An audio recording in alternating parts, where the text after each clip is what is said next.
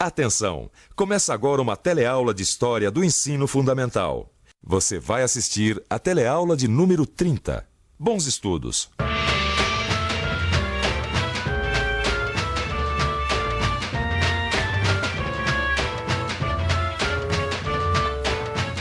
Imagine um presidente democrata. Agora imagine um presidente autoritário. Agora pense num político moderno e também num político arcaico. Agora pense num presidente de esquerda e num presidente de direita. Misture isso tudo que você vai ter alguns aspectos deste homem aqui, Getúlio Vargas. Na aula de hoje você vai conhecer um pouquinho mais do Brasil daquela época. Um Brasil que foi a guerra, que foi as urnas, que foi as ruas. Era uma época de crise, mas também uma época de crença. Uma época em que o Brasil acreditava no futuro.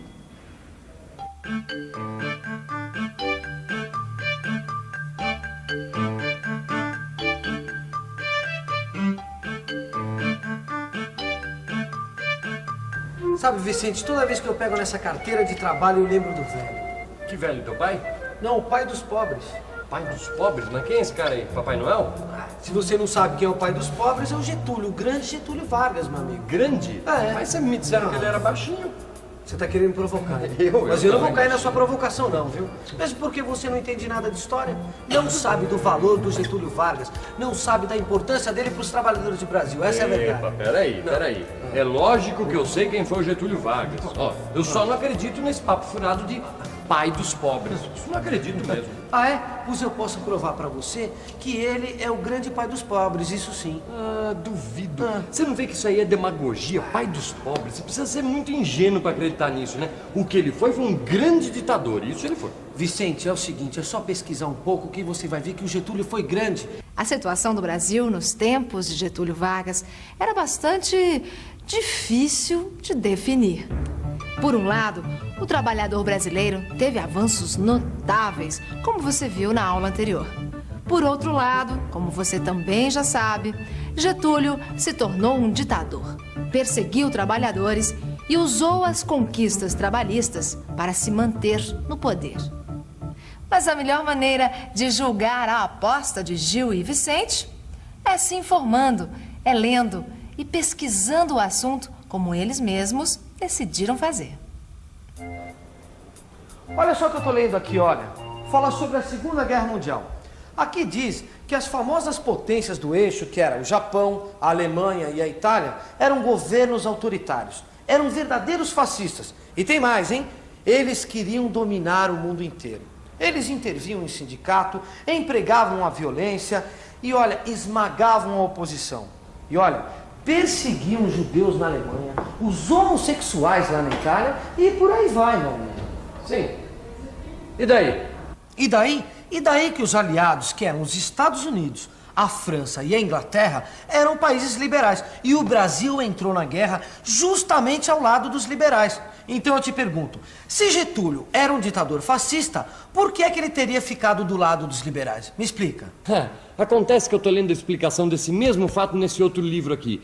Ó, acompanha meu raciocínio. A guerra começou em 39, mas os americanos só entraram na guerra em 41, depois de terem sido atacados pelos japoneses. Até aí, até essa data, o governo brasileiro era o quê?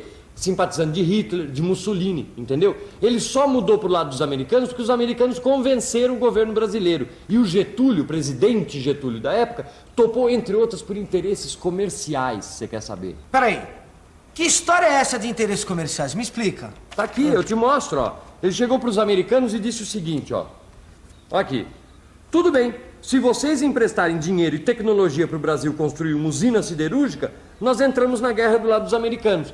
Os americanos toparam e foi isso que aconteceu. O Brasil conseguiu a usina de Volta Redonda e entrou na guerra por causa dos americanos. Tá certo?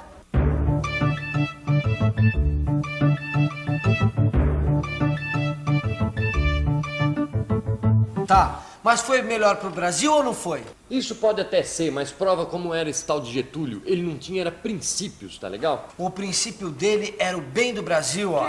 Conversa balela, rapaz. Em 1942, que o Brasil entrou na guerra, em pleno Estado Novo, o Getúlio comandava o país com mãos de ferro e se virou contra os seus amigos, que também eram ditadores. Hitler na Alemanha, Mussolini na Itália. Você acha que isso está certo? Falar é fácil. Difícil é trazer todo o progresso para o Brasil que ele trouxe. Sobretudo nós que somos trabalhadores, meu amigo, é isso. Olha aqui, ó. Até marquei para te mostrar. No sentimento dos trabalhadores brasileiros, a palavra do presidente Vargas tem uma ressonância mais profunda que as outras. É a voz de um amigo, é o ensinamento de um guia. Ouviu só? Ouvi sim, você só confirmou tudo o que eu falei. Acontece, meu amigo, que isso aqui é um pedacinho de um discurso do ministro do Trabalho, do Getúlio, feito em 1943. Então, isso aqui é a prova de que o governo é que criou essa imagem que Getúlio era o pai dos pobres. Pura enganação, tá legal? O que tem é que ele sabia usar muito bem a comunicação para conseguir o apoio dos trabalhadores e, com isso, se manter no poder. Trabalhadores do Brasil, na grandiosa data das comemorações do trabalho, estou de novo entre vós. Trabalhadores do Brasil. É assim que o presidente Getúlio Vargas começava todos os seus discursos. Trabalhadores do Brasil. Nós estamos num colégio supletivo, onde quase todos os estudantes são também trabalhadores do Brasil. Oi, você trabalha? Sim. Responde o seguinte, Getúlio Vargas foi o pai dos pobres? Sim. Foi. Porque foi ele que criou a lei salarial, hora extra, né? Ao salário mínimo, né? Ao direito à aposentadoria e outros direitos, né? Horário para almoço, descanso. Hora extra e outras mais vantagens.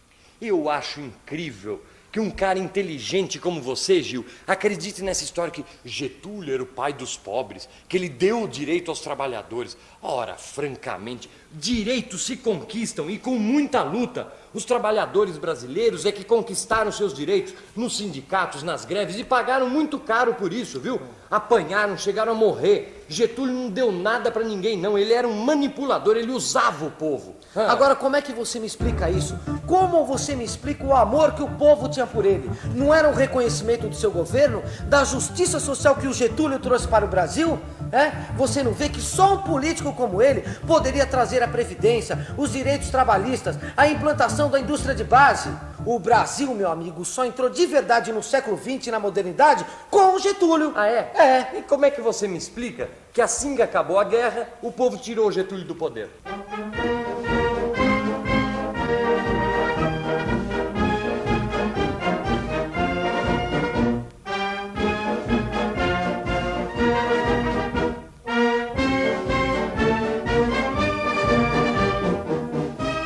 Foi em clima de vitória que as tropas da Força Expedicionária Brasileira voltaram da Itália em 1945. Mas para a ditadura de Getúlio Vargas, o tempo ficou nublado. Afinal, o Brasil lutou contra o fascismo e venceu. Uma frente quente vinda dos países aliados inundou a alma dos brasileiros que redescobriram o sol da liberdade política. Isso fez com que o governo Vargas tentasse às pressas limpar o tempo para os sindicatos, para os partidos e até convocar eleições livres. Mas aí os ventos da democracia avançavam sobre os 4 cantos do país. E os tempos mudaram. Olha, 1946, o ano da redemocratização. Com ele, o reaparecimento das agremiações partidárias. 4 grandes partidos se podem destacar: PSD, PTB, UDN e Partido Comunista. O Partido Comunista, todos nós sabemos caracterizá-lo bem.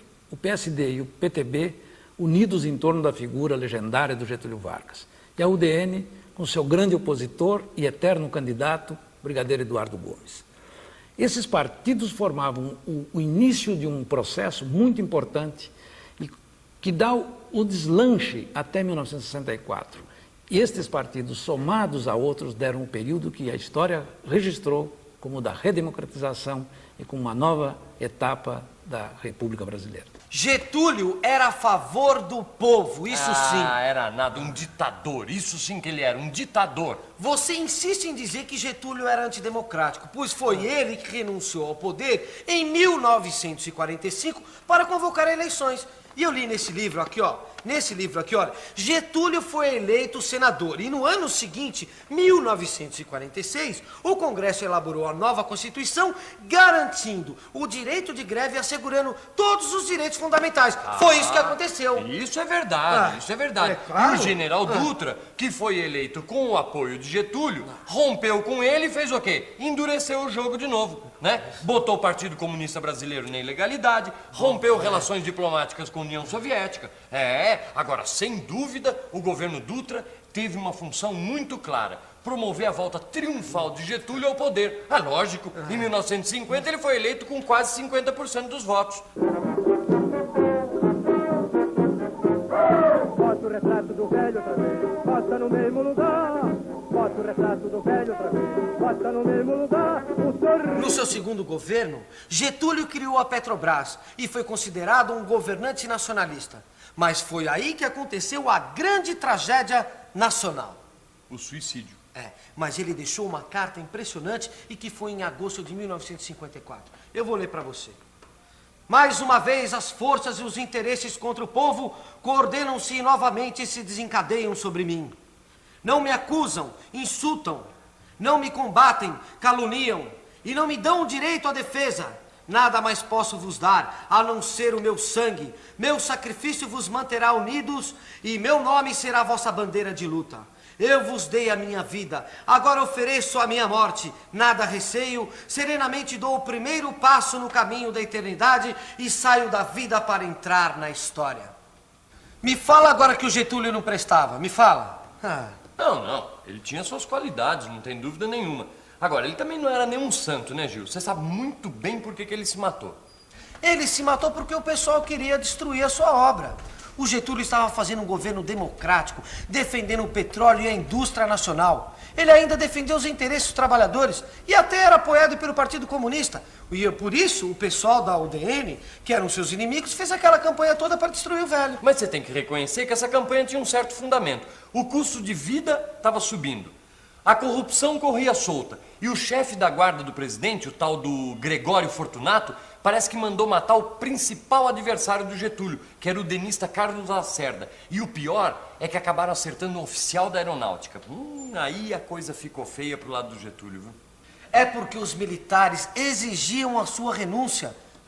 E a oposição também. E a imprensa botava muita lenha na fogueira contra o velho. Por isso que ele deu aquele tiro no peito e deixou aquela carta-testamento para unir os trabalhadores em torno dele para sempre. Não, senhor. Esse Getúlio que você está falando é o do segundo governo.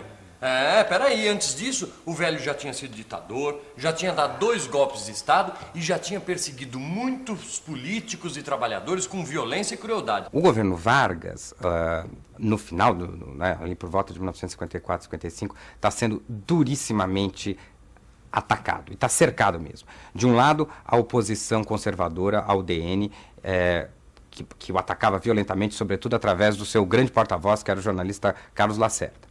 De outro lado, uma série de militares desconfiava que o Getúlio podia dar um golpe e estava também descontente com várias medidas do governo Vargas, especialmente as medidas trabalhistas. Como todo mundo sabe, o João Goulart era o ministro do Trabalho do Vargas, né? E ele propôs um aumento de 100% no salário mínimo, né? Isso descontentou os conservadores da UDN e também boa parte do Exército, né? Que naquele momento cria o clima para um golpe, né? De uma certa maneira, o golpe já estava dado, né? O suicídio do Getúlio, essa atitude dramática, absolutamente impensável, foi uma resolução, desse ponto de vista, absolutamente brilhante para a crise, né? Afinal, ao se suicidar, né, ao dar o seu corpo quase que num papel de mártir, como se ele estivesse sendo uma espécie de Tiradentes renascido, o Getúlio Vargas traz a simpatia popular inteira para junto de si, né? Ora, esta circunstância, né, esse clamor popular advindo, né, desse ato violento, né, quer dizer, da morte, impediu, de uma certa maneira, que o golpe militar, né, ali em 1954, que estava prestes a acontecer, fosse efetivamente dado. E criou as condições para que uma candidatura que se apoiasse na ideia de uma continuidade do projeto getulista fosse viável. Foi o que aconteceu com a união entre o JK, entre o Juscelino Kubitschek e o João Goulart. E atenção, se liga aí que é hora da revisão. Na aula de hoje, você viu como a entrada do Brasil na Segunda Guerra Mundial teve consequências na política do governo Getúlio Vargas. Nós entendemos como esse governo utilizou a comunicação para criar a imagem de Getúlio como pai dos pobres. Vimos ainda que, apesar das crises políticas, aqueles anos foram anos de crença. Pois é, o governo do presidente Getúlio Vargas foi um período da nossa história onde tudo parecia ter um duplo sentido. Mas, na verdade, a história é assim mesmo, nunca tem um sentido só. Na próxima aula, você vai ver um bom exemplo disso. Até lá!